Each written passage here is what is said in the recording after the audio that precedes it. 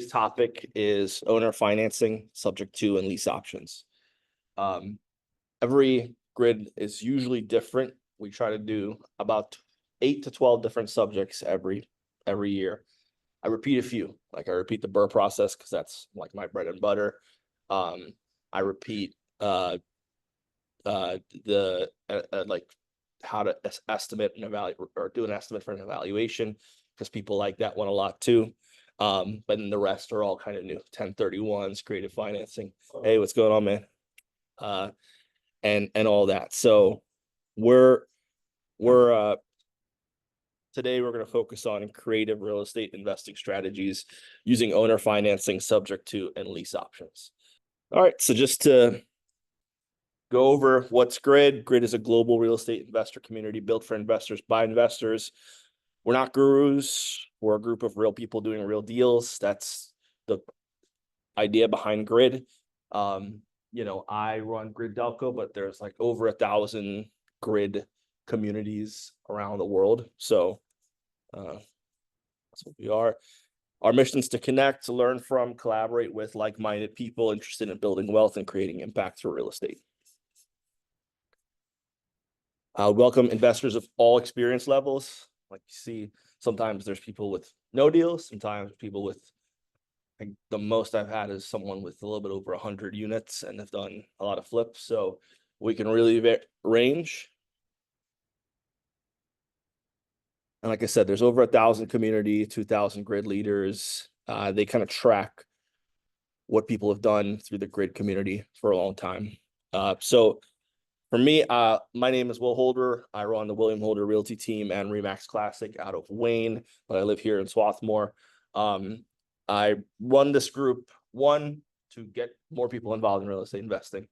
I think it's a must. If you have to diversify your portfolio for retirement, even if it's a little bit real estate, it should be some real estate. But especially if you're in real estate at all, you should invest in real estate, especially for real estate agents, lenders, anyone that's in that field. It's kind of a no-brainer. And I run it, one, to educate, two, to help people find deals and help myself find deals. You know, I look to do flips locally. I don't really buy rentals locally anymore just because of the cost to buy rentals in the market. But you know, so if anyone ever has any good deals, want to talk about it, I'm here to help. What do I want to accomplish is basically, one, educate, help people learn more about real estate or real estate investing, and two, hopefully find deals in the future as well. Right. Connect with me through @William Holder Realty on Instagram or 610-657-6215 or Will@William Holder Realty. So we'll go around the room, just kind of find out a little bit about yourselves, and you want to answer these questions. Start with you. My name is Casey Ross. I live in the city, Fishtown section. I consider myself an investor. I have a single family rental that I've had tenants in for about 3 years now. Interested in acquiring more rental properties, either single family or multifamily, like probably 1 to 4 is where I am right now. Definitely hoping to learn more about the topic tonight. Overall, just hoping to learn more about finding deals and I don't want to say secrets, but like strategies, like what are other people doing? You know, maybe get some mentorship. It's available. It's, I guess, also what I'm looking to benefit. Awesome. Awesome. Yeah, my name is Harry. I bought my first investment property in 1994. So I've been a landlord for 30 years. I have some buy and holds. I've done flips. I bought at auction. I bought DELCO. And recently I did a wholesale deal, which wonderful. Yeah. So, you know, at this stage of the game, you know, always looking for a good deal. Awesome. Awesome. You're local to DELCO, or? I am. Okay. Awesome. Awesome. She said you've done the deed in lieu. Yeah. Awesome. Yeah. Nice. Yeah. Nice. Very nice. Great. We'll talk a little bit about that maybe before the class is over, because never done one myself. Important legal stuff. again, this is just free advice. Please don't sue us. Simple enough. We do record this training. It's going to be on our YouTube page. So if your voice or face is heard or seen, just so you know, could be done. So let's start with talking about owner financing, subject to, and lease options. And there's a few others I'm going to throw in at the end that aren't mentioned in here, but they're interesting. So these are 3 powerful tools you need to know and understand if you want to scale without a whole lot of money out of pocket. All right, what is owner financing? Owner financing is when the seller finances all or part of the real estate transaction. I actually was looking at a deal today in, thought I'd remember the name of this place.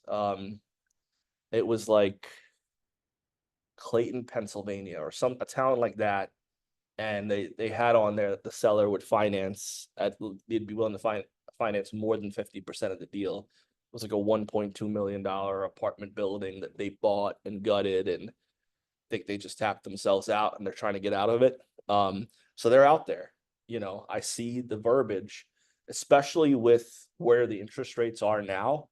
If you were a home investor that bought a property in 2020 through 2020, I mean, even before 2020 when they were 5.5%, but 2020 through 2022, you're buying at 4%.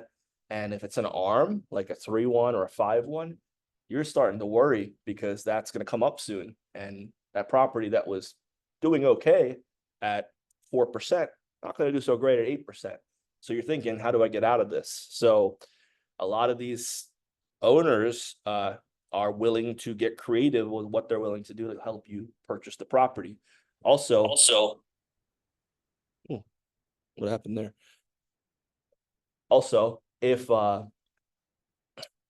had a glitch once, I have a glitch, a real person. Yeah, I think so. We had this crazy thing happen, like our second grid meeting.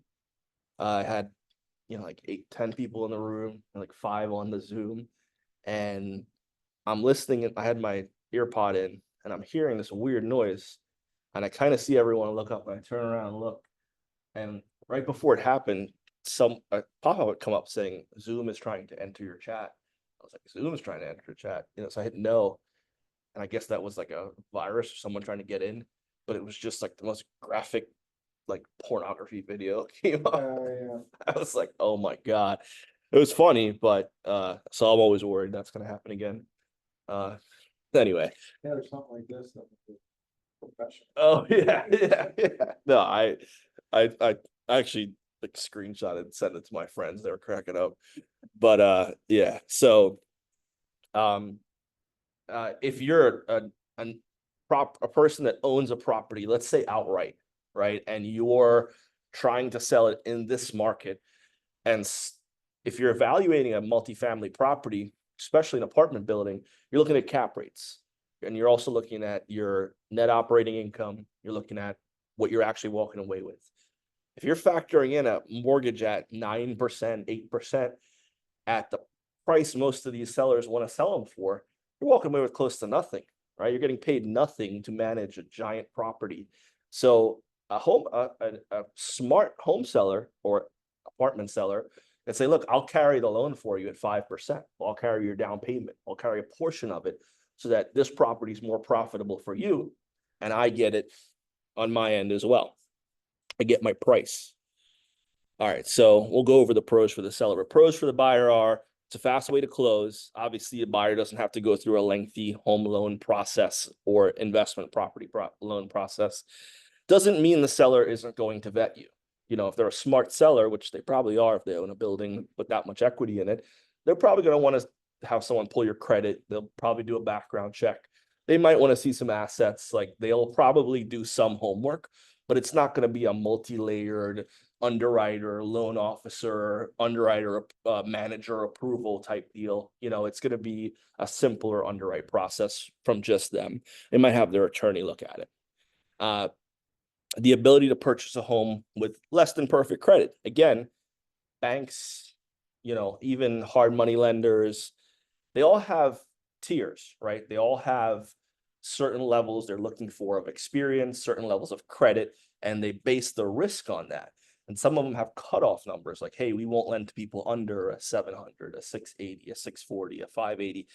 With a individual, you're able to have that conversation versus just being a number, right? So that's another benefit of, a pro for you as the buyer.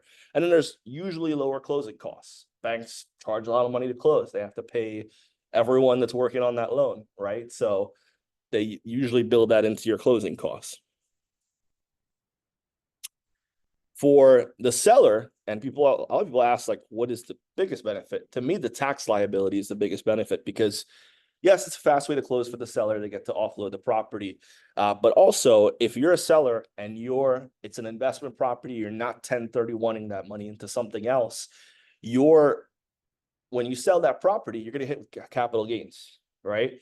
If you do it over a loan, you get to spread out that capital gain over the amount of time that loan hits. So it actually lessens your tax burden significantly. And I recommend it to some sellers that they have the option to do it, especially if they're trying to sell multiple properties at once to figure out how much your income is going to end up being, your taxable income. If you could find a way to spread that out by doing seller financing, it's a great option for you. So not only are you making money on the interest, but you're saving money on the taxes. The net gain is huge, right? A seller can command a higher price as well, right? Because interest rate compares to the market, like I just said, if you're trying to sell your property and the rates are 4%, great. But if the rates are currently what they are, or what they were 6 months ago, which was like 9.25%, nothing worked, right? Like you could, properties that are listed for, I'm looking at like 26 unit buildings at 1.5 million that make no sense. You think, well, 26 units, 1.5, that's not that bad. But when you factor the mortgage payment, you're bringing home nothing, like $4,000 a year. That's after everything. It's nothing. So as a seller, you say, hey, I'll offer you 5%. And mortgage lenders are getting smart with this. So I work with a mortgage lender through like Movement Mortgage. And what they do is they'll go to home building contractors, right? And they'll say, hey, if you purchase a block of money at a certain interest rate, we'll allow you to shop that to your clients at 5%, right? But you have to pay to buy down early on, right? So they'll sell them that block, whatever the amount of finance is, $10 million or whatever, at 5%. But the builder is paying a large buy down fee. What's the benefit to them? Well, they get to put up a sign that says, if you buy this house, we can get you a 5% interest loan. And guess what? The property sells. That's why would people buy them at 8% when they could buy them at 5%? So if you're a builder in an area that's slowing down, that's a mortgage company helping a builder / owner get people to buy their properties through lower financing, right? So it's similar concept, a lot less. When you say builder, specifically talking like a construction professional or somebody, like just anybody who's going to build it? Yeah, you could do it yourself as an individual. So there's lenders that, let's say you were going to list your home in a market that might not be as desirable, or the market's slowed down, or the rates are 9% or whatever. You can go to a lender that's offering this. I know a couple that do, and say, I want to buy down a rate to a certain amount. Now, they're not gonna let you buy it down to 0, but they'll let you buy it down pretty significant, maybe close to 5%, right? Is it going to cost you? Yeah. But it now makes your house more marketable, right? Because if that house was an $800,000 house at a 5% interest rate, that payment's more affordable to a lot more people than 800,000 at 9%, right? And versus reducing the price significantly, might cost you $10,000 or $15,000, but that could be the difference between you getting 800 and 750 or even 700, right? So you can do it as just an individual as well. Don't actually have to be a builder.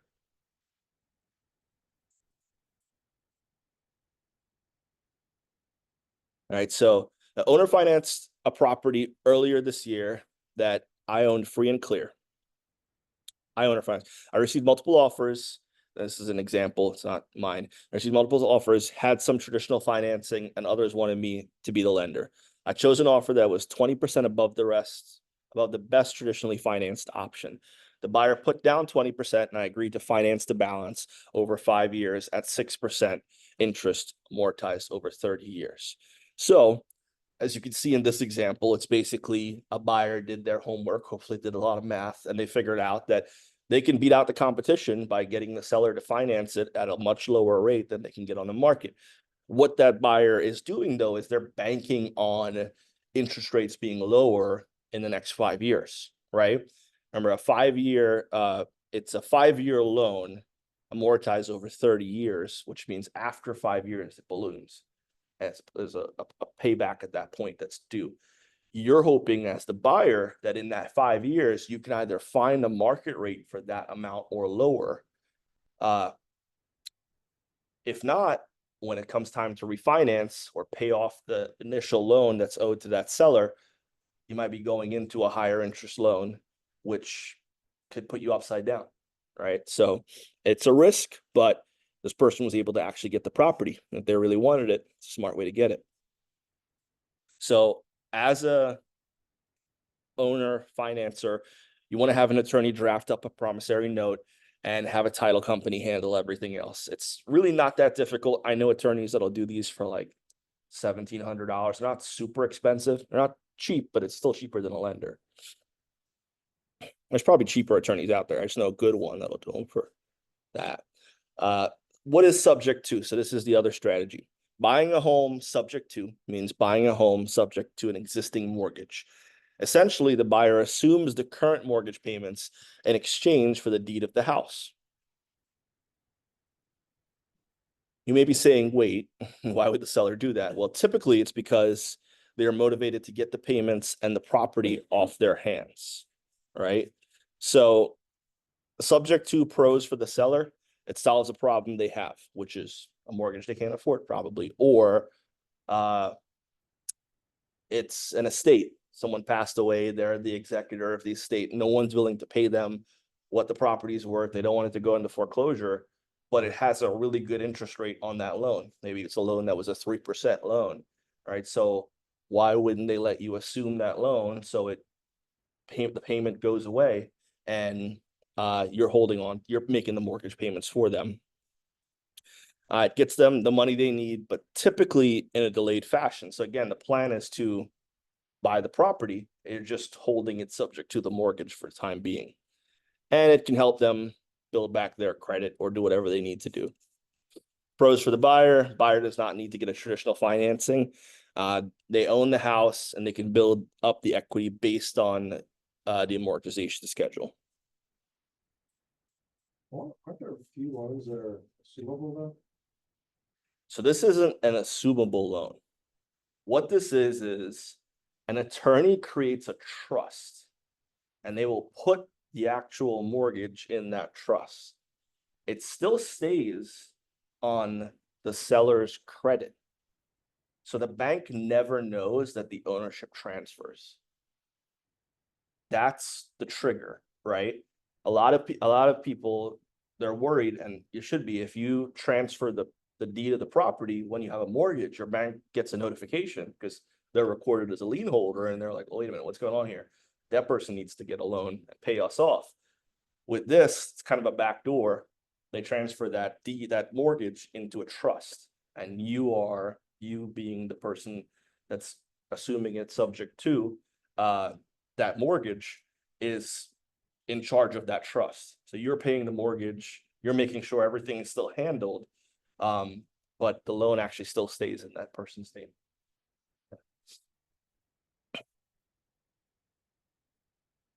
So risks, technically the lender can call the note due, but it's been our experience they won't as long as the note remains current. Again, they're not being triggered usually because it's in a trust, but if they find out, the risk is if they're being paid, they're never going to look into it, right? That's the way it works with mortgages. You pay, you stay, you don't, they take it. So if a lender has no red flags, no reasons to look into a file, payments are still coming in, they're not going to look into if that deed was transferred into a trust or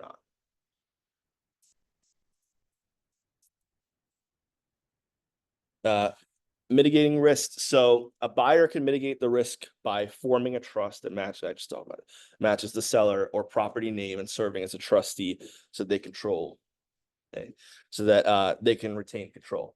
So this is the whole idea of the trust, is if the trust is in the name of the buyer or it's the same name of the buyer, the bank doesn't know or question it because it's in a trust.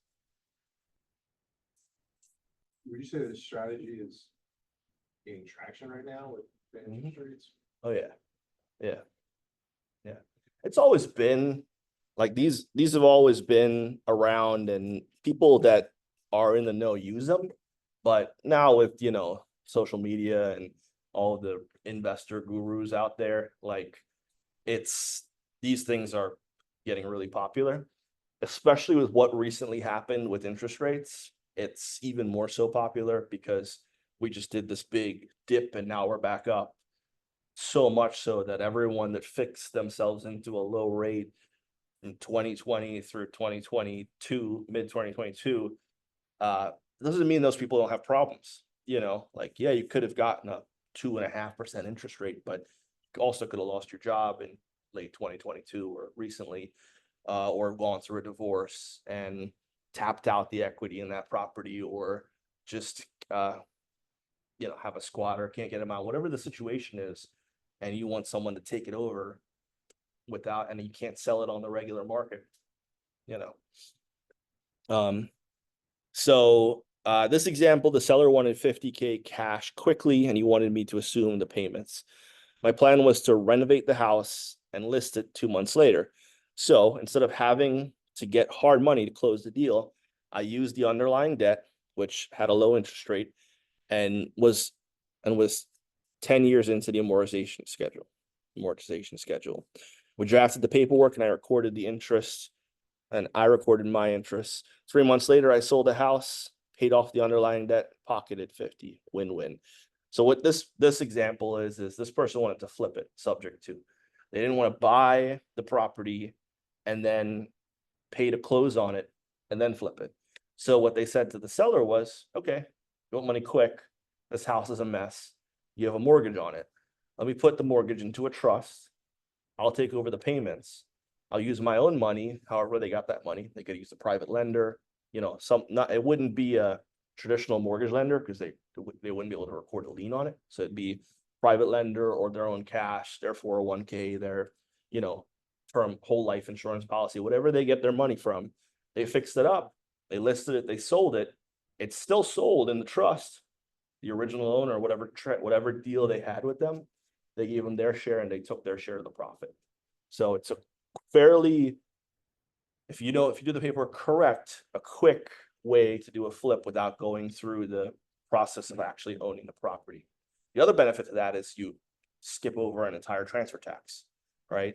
Like same with the wholesale, if you're not transferring the deed a bunch of times for you to buy it and then for you to sell it again, there's 2 transfer tax you completely missed, actually 3 technically.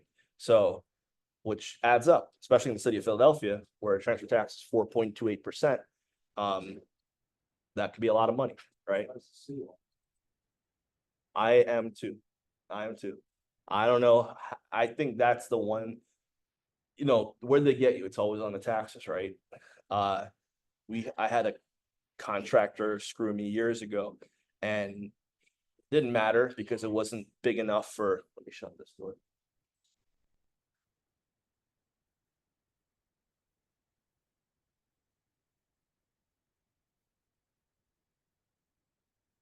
Yeah, it didn't matter because it wasn't big enough for the local police or anyone to care, the DA, and they knew what they were doing by doing it in multiple townships. But years later, I got a call from the revenue department for New Jersey, which is where their business was registered, because they didn't pay taxes on any of that money. They screwed all these people out of, and I'm pretty sure he went to jail for it. Like we testified or gave him whatever.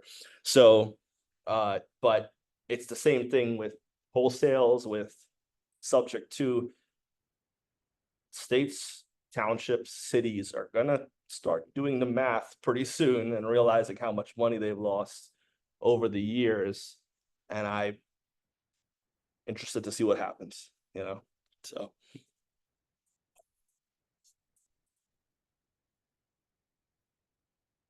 So most subject to deals are held for longer periods of time, and in many instances for years, but this example gives you an idea of what's possible, right? So, the flip version of a subject to isn't super common, but it's used. And if you can find a good enough deal to make it work, it can be a great option for you.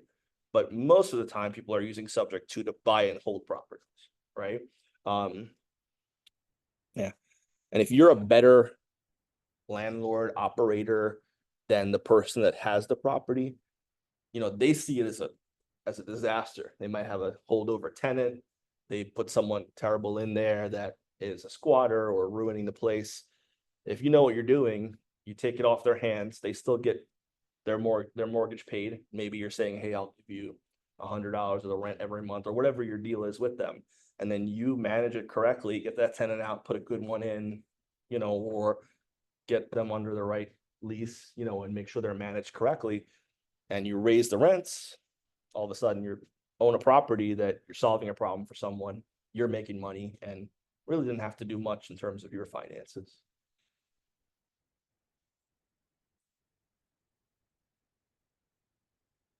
Option 3 is, what is a lease option? So lease options are pretty straightforward to understand. It's basically a rent to own program. This, just a heads up, rent to own, I used to get the question all the time early in my real estate career. And it was pretty common post the 2008 house crash, like that whole thing with the mortgage, with mortgages and the housing crash. A lot of people were doing rent to owns because people had issues that happened with their mortgages. They had a lot of foreclosures, things like that. And it was tough to sell houses. So homeowners were like, let's just do a rent to own to get someone in here and get the house sold. Now it's very uncommon. I don't see it ever, like in the MLS. You could Google it. I have people call us all the time on our rentals. They're like, you happen to know any rent to owns? Good luck. I don't see it. It's really, really not that common. It's something you have to propose, and as a landlord that's looking to sell their property or a homeowner that's looking to sell your property, why would you do it? You're getting crazy prices for these houses. Doesn't really make a whole lot of sense. And you're also risking a year from now or 2 years from now or 3 years from now, when that rent to own contract is up, the value is less, right? So it's not super common right now. Yeah. So the pros for the tenant buyer are the ability to work towards owning or homeownership, build up equity in a rising market, and lock in price and terms. Pros for the seller landlord is they pass the maintenance issues on to the tenant, they lock in a great price and terms, and they collect a sizable non-refundable deposit. So in terms of what a lot of sellers will do, and I have one rent to own right now that one of my tenants is doing. You get a large deposit. You basically get most of their down payment money. So like, this property is a commercial property. They're going to need 25% when they buy it. I got 20% as the down payment, and the rent is inflated so that not only am I getting rent, but I'm also getting enough to put away on top of that for him, that when he's ready to purchase or when the lease is up, he'll have the 25% he needs. You could structure it however you want. That's just the way this one was structured, and it's the way I felt the best about it. And the great part is this person was in this property for a long time before I ever bought it. It's in disrepair. He wanted to do the repairs. Like, great. The lease, it's kind of like a triple net lease if you ever do commercial real estate, where they're responsible for everything. So he's responsible for the maintenance, the updates, the utilities. Just be careful, like Philadelphia, you don't want your tenant responsible for water because that's lienable. So I didn't give him that responsibility. But the other ones that aren't lienable, I gave him those responsibilities. And it's kind of hands off, out of sight, out of mind. And these contracts are pretty ironclad. Like, if he isn't able to perform, I could keep the deposit. I could keep the money, right? So I don't want that. I don't, kind of defeats the purpose. And now I have a pissed off squatter in my property. So I hope that doesn't happen. But these contracts are, are good. So there are normally two contract types for lease options, a rental contract and an option contract. The option contract normally has a date and time frame by the tenant buyer needed to purchase the home with traditional financing. Because of the added flexibility of timing of closing, you can normally charge more than typical market rents, which is something people do. And a tenant buyer will pay over market rents, a larger deposit, and over market purchase price for financing flexibility. Now and close later. So you're saying to someone 2 years ago, they had a foreclosure, but they have a good job, their credit's just impacted, and they want to get their kids into whatever school district, maybe the one they were in before the foreclosure. You look at their credits moving in the right direction. They say, hey, I will pay you, you're asking $3,000 rent for that house. I'll pay you $4,000 per month, and I'll give you a sizable deposit with the option to purchase it after a year. Because I know after the 3rd year of a foreclosure, I can go get an FHA loan as a homeowner, or as a buyer. Great. Why wouldn't I take that deal? Because you're giving me a lot more than market value. You're giving me a big deposit, which I probably wouldn't have gotten from a tenant. A tenant, I would have gotten 1 or 1.5 months rent. This person, I'm getting like 5 or 20% as a deposit, and they're going to probably pay you over market value. They're willing to say, hey, along with this lease, here's an agreement that your house is listed for $525. I'll give you $575 when it's over, right? If you could find a scenario like that and you can structure it, great. Problem is, in most of these markets, that scenario would have worked pre-COVID or pre the housing boom. That seller's going to get $575 on the market anyway, all right? The only plus there is that they get the increased rents.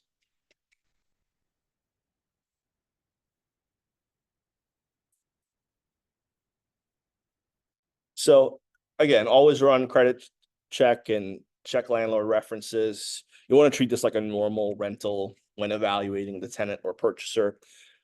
Tenant/buyer should always be responsible for all repairs and maintenance as if they own the home already.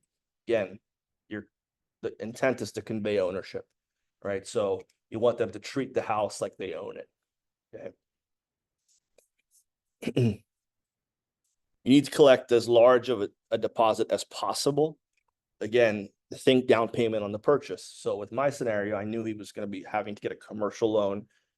There's no way I could really charge enough in rent to get 25% down of this property and still afford it. So I got a bigger deposit up front. If it's a situation like the first one I explained where it's FHA, that person is going to need 3.5% down to buy. I would get that as the down payment, right? And you do have to be careful with that and make sure you talk to their lender, because money coming back from the landlord to the tenant can be seen as a gift from an unrelated party. And when you're in traditional financing, that's iffy. It's actually not allowed in a lot of cases. So just make sure you have a discussion with the lender how to structure that before, you go about doing it. And money could be held in like a specific account or something like that. A portion of the monthly rent can go towards closing costs, if they close on time.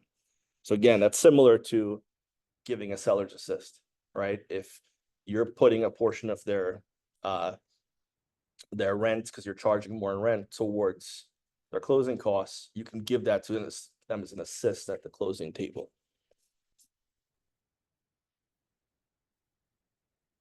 And then have a lender ready to help the tenant and buyer get qualified. So this is the other side of this. Make sure you pair them with a lender that knows what they're doing, that understands what needs to be done to get their credit back. Because if you just rely on the tenant to do it, they're not going to be you're not having to hold their feet to the fire. Whereas it's your lender they agreed to work with, what's going on throughout the entire time. Auto draft payments if possible, perform regular inspections, just like a typical rental. The tenant may have a right to decorate as desired, but must get permission for structural changes. So if the tenant and buyer, and this is an example, can't close in time, extension costs, additional deposits, and possible renegotiation of the purchase price and monthly rents. Defaults or changes their mind, you keep the deposits, re-rent, and begin the process again. Doesn't even, or does eventually qualify and exercise the option, you will lose your rental, so price accordingly, right? Meaning, when they do qualify, you're now losing a rental property, right? Because you're selling this to them. So just make sure it's worth it to you to actually sell that rental property when you're giving them that price for the purchase option. Would you get the difference of the inflated rent as well? Not just the cost? Yep. And on top of the deposit, so you get a deposit and inflated rents. Yeah. What we want you to take away from this discussion is that there's a number of options available to buyers and sellers that are often overlooked. And the more familiar you are with these concepts, the more valuable you become to the market.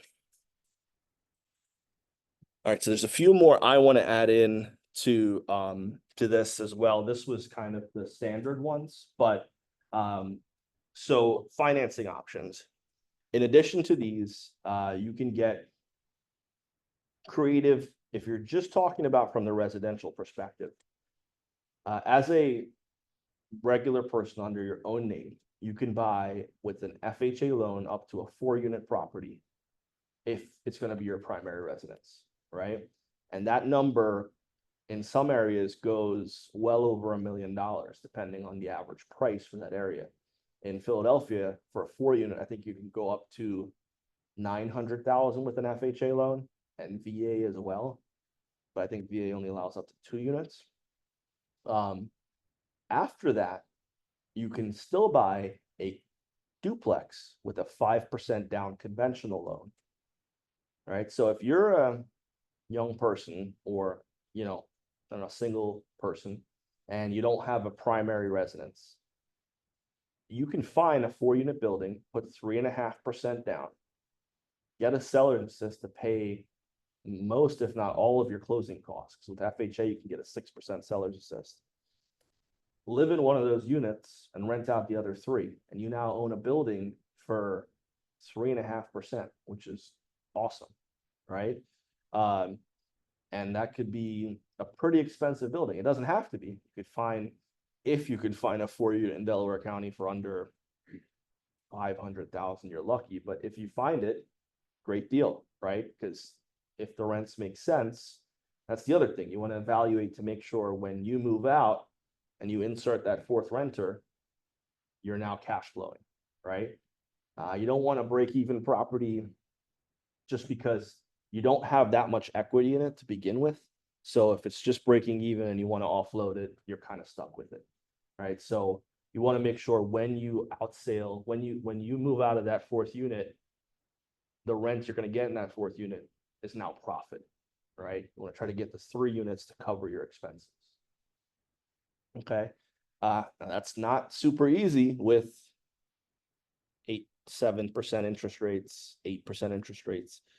So there might be a seller out there that's sitting on a 4-unit that is saying, man, I can't get what I wanted for it, but there's an owner occupant type that will pay them because the seller might be able to finance it for 5%. Right, so that's FHA option. Now, after you do that, you live there for a while, you can go to a bank and say, hey, I don't like living here anymore. I want to buy a 2-unit with the 5% down conventional loan. Bank say, fine, makes sense, we'll do it. Again, you can get a 3% seller's assist on that. So now you've bought 6 units for 3.5% and 5%, 8.5% total. You've bought 6 units with it, which is pretty crazy when you think about it. And then after that, you can go buy your primary residence, but you've kind of tapped out your ability to use that FHA conventional structure. The first property you bought, if there's now enough equity, you can go refinance it into a conventional loan or a commercial loan, get it out of your name. You can do it all over again, right? You don't have to buy that first property with just an FHA loan. You could do what's called a 203K, which is a renovation mortgage, right? Now, these are all conventional products, meaning they're in your name, they're not in an LLC. So you can get a FHA 203K, which allows you to build in your renovation costs.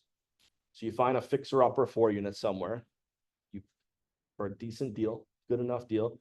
You get the seller to pay 6% towards your closing costs. You get a 3.5%. You put your 3.5% down. You fix it up. You live in one of the units for a while. You make sure it's cash flowing. There's probably a good amount of equity because you bought it as a deal and you did the work responsibly, but efficiently. And now there's a good amount of equity in it. A year later, you can go to a bank and say, I think I have enough equity to refi this. Maybe you don't have 25% equity, but maybe you have 10%, and you can lessen your PMI, you can get into a conventional loan. And now you no longer have an FHA loan on your credit. The only rule with FHA is that you can only have one at a time, right? And as long as you're able to prove that you're going to live in that building. So there are people that play that game for 10 years and stack up a lot of units, right? Because they do it over and over and over again. So what is it?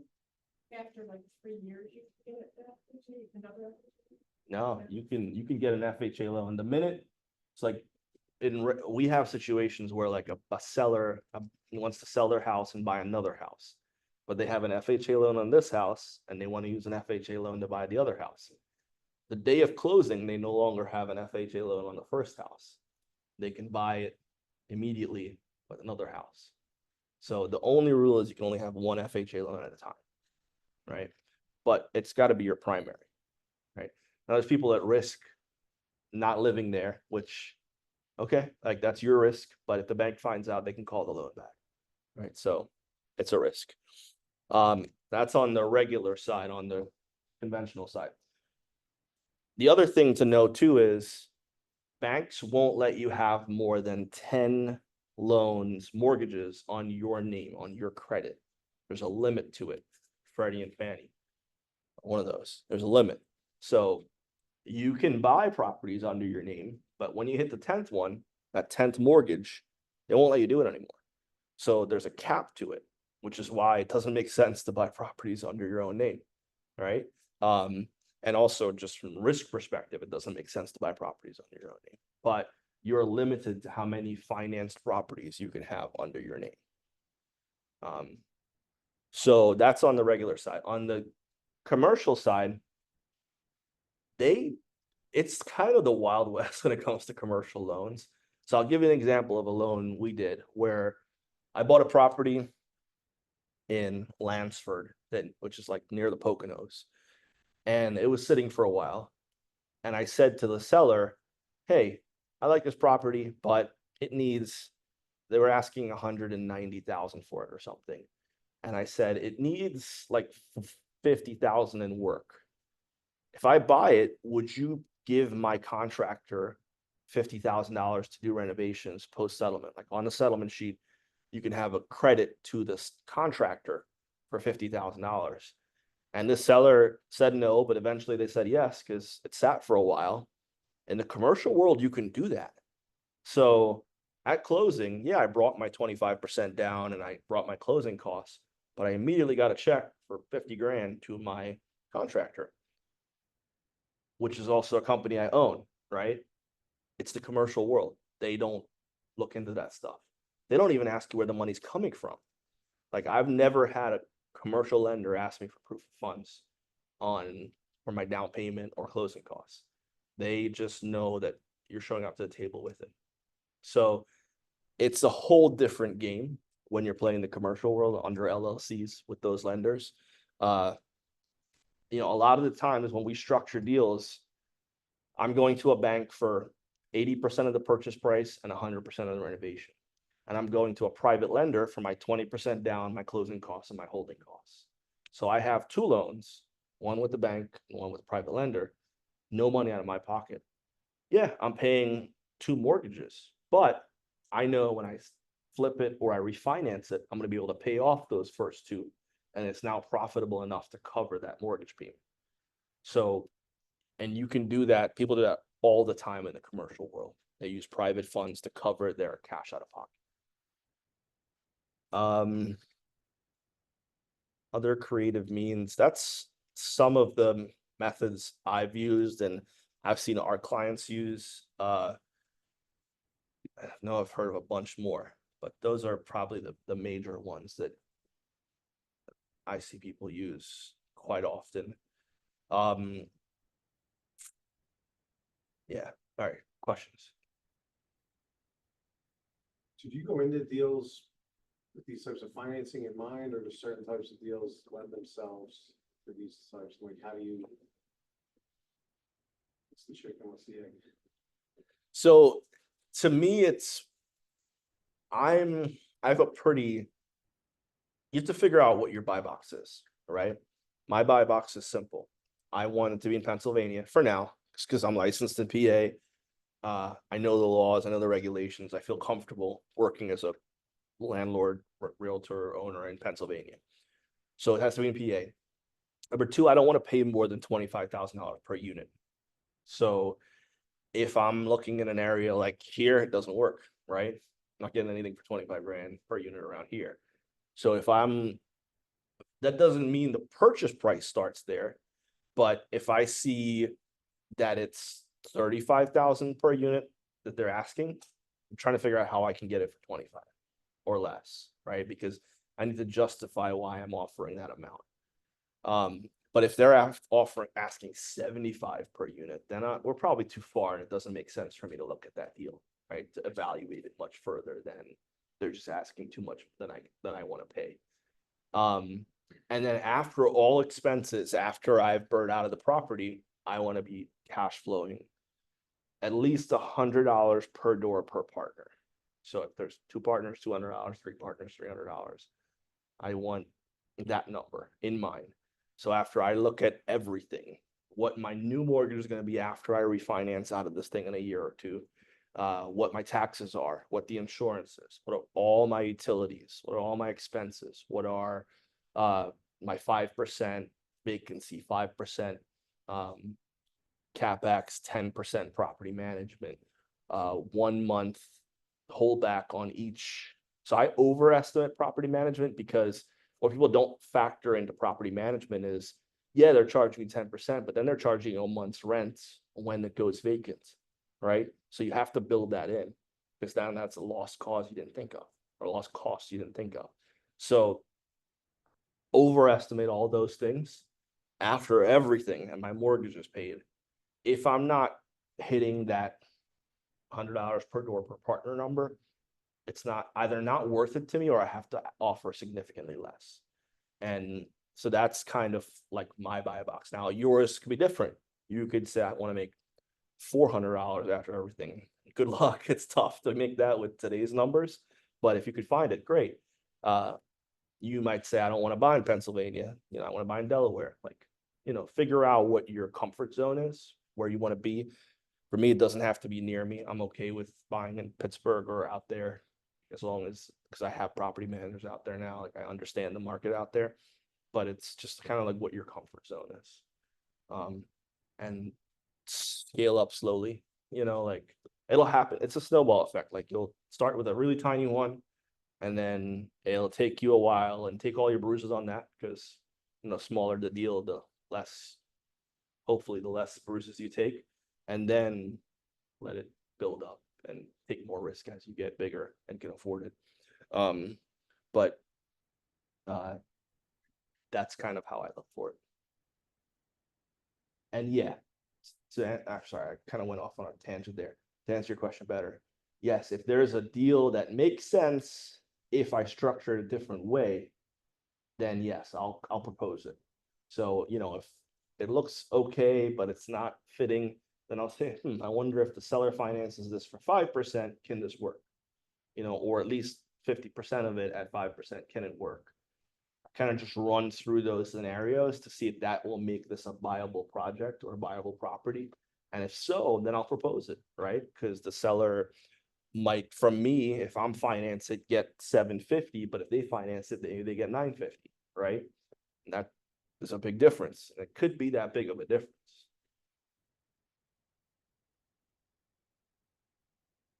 typically only an option if the seller owns it outright, if they don't have a mortgage or loan. That's the proper way to do it, yeah, is that, but it's not the only way. Like you could kind of you combine some of these principles, so you can do the subject to where you put the first mortgage in a trust, and then you have the seller finance a secondary to, because you can't go finance the secondary yourself, so maybe the seller has enough that they can pull out of another property or enough in enough capital, they can give you a secondary loan for you to make the capital improvements you want to make to the property before you refinance it out.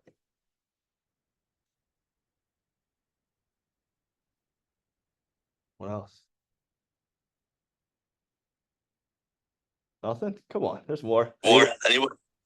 Oh, Hi, I had a question. oh yeah.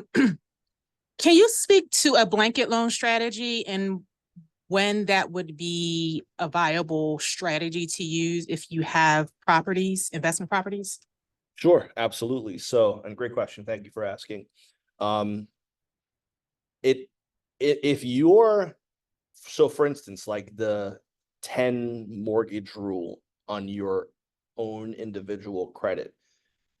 If you have 10 mortgages and you want to start over and you want to keep buying under your name, you can get a blanket mortgage, pay off and combine all of those properties into one mortgage. And now you don't have 10 mortgages anymore. You have one, and you could start over. So that's on the regular residential side. That's an example of how that can work for you. And this can also work on the commercial side, very similar way too. I'm actually in the process of doing one right now where one of our LLCs has like 6 properties we bird through, and they're fully functional. They're great. They're doing well. They're cash flowing. And I have like 25-30% equity in all of them, but combined, that number is a lot bigger, right? So we're going to a bank and we're saying, hey, appraise all of these properties, clump them into one mortgage. And now instead of them being worth individually 150, 250, 350, together they're worth 1.5. And I have, 30% equity on that. So that's 400,000 or something like that, for something. I can now go to this bank and say, hey, I have this blanket mortgage and I have $400,000 in equity. Would you give me a line of credit on that 400,000? Not the whole amount, but maybe half of it. So now I'm getting to pull out some of the equity without actually having to pull it out because I've clumped it and I can use that to invest again, right? So the blanket strategy is to clump properties together to either get you more value or allow you to be able to buy more or accelerate your financing. The risk is banks, when you put properties in a blanket mortgage, they don't like you to sell them off individually. They'll charge you pretty high penalties if you try to do that, because now you're forcing them to pull that out of the portfolio and weaken the loan essentially. So they charge pretty high penalties, like really high. We had a client earlier this year that did that. He had like 6 properties in Reading and he was trying to sell them individually, and the bank was trying to charge him like a $26,000 penalty or something. It was pretty crazy. Now I don't think he did a great loan. Probably wasn't the best lender he did this loan with, but there's a downside to it for sure. So you want to make sure you're going to hold these properties more than likely, or if you're not, you're going to sell them as a package.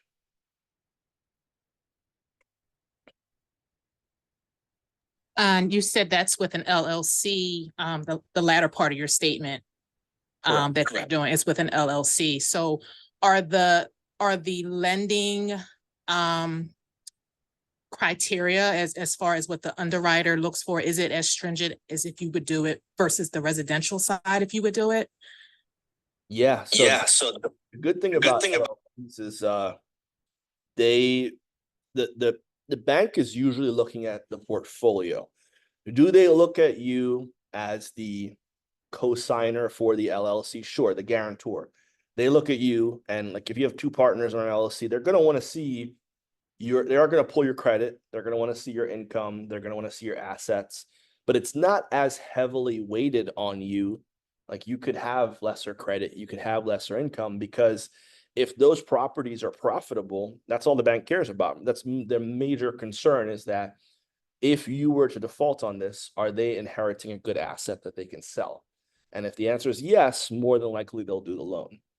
So, but yes, it's under LLCs, they do look at less, and banks are willing to take more risk, because they're not underwritten as strictly as they would with your regular control. Sorry, one more. Sure. And No, how long, no. and do these properties that are held, if I were to do that strategy, do I have to hold the properties for a certain amount of months before I would consider doing the blanket strategy? Like, do they have to be seasoned, or they can just, as long as they have equity in them, either through renovations or just because I brought it low and the value of the home and the areas are comping higher, do they look at that, or does it matter? On the residential side, yes. So on the residential side, most lenders will not look at your new market value until you've made 12 mortgage payments. So if you buy a house and you put a new kitchen in it, and 6 months later you go to another lender and you're like, hey, I've been here, I put a new kitchen in it, my neighbor sold for 60 grand more than I did, and I put a kitchen in it, so I think it's worth 100. They don't care. They look at the sale price of the house for the first 12 months. On the commercial side, it's lender by lender, but a lot of lenders don't have seasoning periods on the commercial side. You just want to speak to your lender to confirm. Some do. I mean, I'd say it's probably 50-50. I see seasoning periods on the commercial side. They're shorter. They're like 6 months sometimes, but I've worked with a lot of lenders that don't have seasoning periods on the commercial side. So, I could buy a property. I mean, I just did one in Collingdale. We bought a row home, and I mean, the job was it was less than a 30-day renovation, and we had it rented and refied within 2 months of buying it. And we bought it for 100 and got 180K renovation or ARV on the refi, because it's under the commercial, and this lender didn't have a seasoning period, of course. So, so it's lender by lender and way more flexible on the commercial side. Yes. Yep. Okay, thank you. Oh yeah, absolutely. So has anyone here used any of these strategies before? Have you used any of them? Not subject to. Okay. uh, Okay. Okay. You said you did a deed in lieu. You do. How'd that go? It's easy. Okay. Because bank had already, I mean, they were handling everything. Bank was in Florida.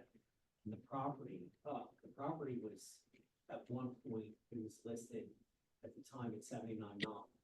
They did a drastic price reduction to 39. Mm. And I picked it up for 25,000. Wow. It's a little one-bedroom complex. Yes. And they had 5 people living in one bedroom. Right. Wow. And so, but it was a painless process. It was like settling on foreclosure. Yeah. Yeah. Yeah. I know a fund that does basically just calling banks for these deed in lieu type situations, and they're doing some pretty big ones. They're doing like a 3.9 million reno in the city. Yeah. This guy bought a section of Brewery Town and did a 13-unit condo building. Problem is, took longer than he thought, so his balloon showed up, and all of a sudden he can't afford the payments, and the bank was about to default on it. So this fund reached out to them to purchase it, and they're just trying to sell it deed in lieu before they actually have to close on it. And I think they're going to be able to do it. So, and it's painful because the guy put 2-3 years of his life into that project, and he's going to make nothing, so, but that's the risk he takes. You have to be careful. And those happen pretty often. And I think by 2026, we're going to see even more of them, because around 22 is when the rates started to go up. So around 21 is when most people were still getting their lower rates. And most commercial loans are 5/1 ARMs. Like most people don't lock into 25 or 20 or 30-year commercials. They're amortized over that period, but the bank wants you to refi every 5 years. So they usually put them on 5/1 arms. So if you did a 5/1 arm, like I have a property in Pottstown that I'm gonna 1031 because we refied in 2021, 2026. I know where the rate's gonna be and it's not gonna be making me enough money. So I'm trying to sell it now before that happens, you know? So I think around 26, we're gonna see a lot of those situations, a lot more. You also see, so my thinking is, so, I mean, people generally, I feel like as a rule of thumb, you know, when they buy a property, they refinance in 5 to 7 years. So for those people who have bought at like the 7+% interest rates and have paid these overinflated prices, 5 years from now, when they go to refinance and maybe they're not the best equity position, they could be upside down. Do you see that also affecting foreclosure rates and whatnot? Depends on what market you're talking about. We're talking about the investor market, multifamily, possibly. We're talking about residential real estate in Delaware County, Montgomery County, even Chester County. There's not a whole lot of land left to be built on. I mean, there's none in Delco, I can tell you that. So it's supply and demand. There's a ton of demand and no supply for residential in Delaware County and Montgomery County. Bucks County, there's more land, but it's super expensive.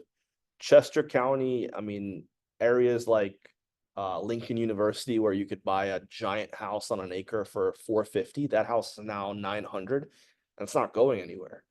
And the city of Philadelphia is becoming more of they're trying to become significantly more of public transit. That's why they're trying to put the basketball team in the center city, and they're redoing Penn's Landing, and they're redoing the entire industrial complex that burned down around Southwest, that whole section. They're trying to force people to not drive, which is going to have to create the infrastructure for trains to come into the city.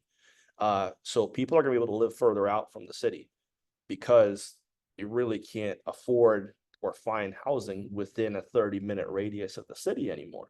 Even you go into Cherry Hill, look at the prices because of what you have to pay to get close to the city. So I don't think those areas are going to be affected as heavily as some of the artificially inflated markets that happened during COVID. You know, like the markets people flock to. You know, like the Pocono region is hurting right now. I know a lot of people that did a bunch of Airbnbs in the Poconos and they're not really filling up this summer, you know, or the people that were, you know, living there because they could have worked commuter. The city is asking cities are asking employers to bring their people back to work. Why? Because if the city's empty, nobody's making money, right? All of those restaurants, all of those shops, they're losing money and the city is losing tax dollars. So you wonder why employers are calling people back. It's not because they have to or need to, it's because they're kind of required to keep the economies going in these cities. So those areas that got artificially inflated, I think those are the ones you're going to see the hurt, and it's already happening. I mean, Austin is down 25%. Sections of Florida are hurting. You know, like you're seeing it. All the places that people like just went to like crazy during COVID, they're hurting. Our market, our market is Pennsylvania. The number one employer in Pennsylvania are healthcare. So as long as the healthcare market doesn't change, like that's really the biggest economical factor that could happen around here or in most of Pennsylvania. If something happens with that, I could see our market hurting quite a bit. It's not this blanket thing anymore where it's mortgages affecting, it's just individual markets affecting. And like the markets that were big tech hubs, they're hurting because people are being laid off in kind of large numbers from tech jobs. So those markets are hurting, but that's an economical factor. It's not a overall everything's hurting factor. So to answer your question shorter, no, not in the residential market. I think there's going to be the normal amount of foreclosures. That number dropped drastically because they paused it during COVID. There was the foreclosure moratorium. It's been coming back up. It's still not even back to normal yet. I think by 25, 26, it'll be back to normal. And, you know, there's always going to be waves in the market, but I don't think it's gonna be an abnormal number around here until something affects our local economy. But yeah, for the landlords, it's different, right? Because if you're evaluating a multifamily property based on the profit and your mortgage payment is here, not here, yeah, you're gonna hurt. Yeah. What else? Any other questions? This Yeah, is- well, I have a question. Yeah, sure. Uh, just backing up a little bit, I did do a subject to, I'm not sure if we had a conversation about that at one point, Nice. but my question was, after getting into the subject to and going through refining the property, getting it into the LLC's name, um, how does is it how does the tax portion of it go? Because it was kind of cloudy when I was doing it. Because the previous owner had it for a portion of the year, and I had it for a portion of the year. You mean the property tax, like the school taxes? Property taxes, yeah. So Like, is that usually something that what it's subject to, you as the person taking over the property should be paying the portion of the year that you lived there or you owned it, right? So if they owned it till July and that's when you took over the mortgage payment and took over the property, then you should be the one responsible from July on. And so yeah. okay? And so as far as the mortgage payments go, and proving that you were the one that was making the mortgage payments, so I guess, so if you didn't set up a trust, because I heard you were talking about the trust, but if you didn't set up a trust, but you faithfully made the payments and everything went through fine, proving that you were the one that made the mortgage payment, because obviously it's not in your name, Mm-hmm. is that as simple as showing bank statements? It should be, but I guess like why would you? What would be the need for that? Is that because on the when you're buying it out, they're asking for that? No, just you know, basically sound sleep at night, because after Oh, you file taxes and yeah. and you claim certain things or whatever, but Yeah, just to make sure that you're dotting your I's and crossing your T's, like, yeah. No, that's something a good CPA would be able to do for you. So okay, definitely want like your accountants tracking that and ask your accountant like what's the proper way to do this. You set up a separate account for it. Should be coming from your regular bill account, all of that. But yeah, if you have a good account and once you start doing this stuff, like unless you're an accountant yourself, I don't really recommend doing your own taxes. I think it's worth it to start yeah, one just to keep you out of trouble. yeah, The other thing is peace of mind. It's just like, a lot of the times I say this to like for sale by owners, but I'm like, if you have an agent, someone sues, they're probably going to sue the agent first. Their brokerage has more insurance than you do. It's the same thing with the CPA. Like if your CPA messes up, it's on you don't have to pay the difference, but the penalties and stuff could be on them, so it's just that peace of mind knowing you have that extra coverage. yeah. And get a good one. I mean, I've been to like, or years ago, I was at like an H&R Block and I was asking a question and I could see her screen and she was Googling the answer. And I'm like, I could do this, So get a good one that doesn't have to Google the answer. But I'm looking for one if Yeah, I you got don't it. have. My CPA Philly, that's the company I use, Karen Anderson. Okay. Which is great, pretty inexpensive. And I don't really have to ask many questions. Nice. Yeah. I'll look her up. Yeah. My second question, and then I'm done. How does DTI play a role in private lending when you're doing the creative financing bit? Does that weigh heavily? Do you find it where people take that into account, or is that something that's usually not taken into account by most? private lending situations. It's called something different in commercial slash private lending. They call it DSCR, debt service coverage ratio. Their biggest concern is that you're at a 1.25 or above debt service coverage ratio, meaning the income from that property is more than 25% or 0.25 higher than the overall expenses.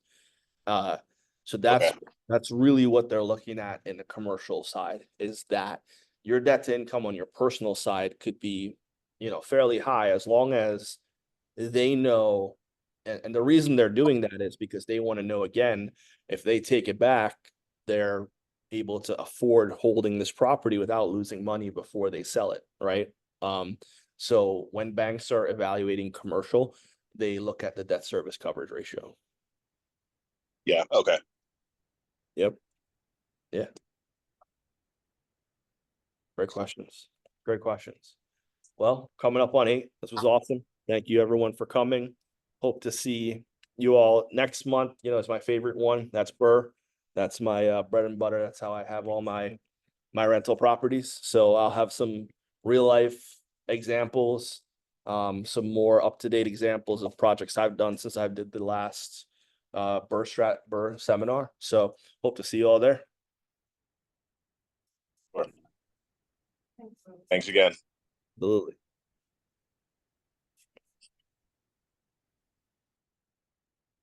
So I was just thinking.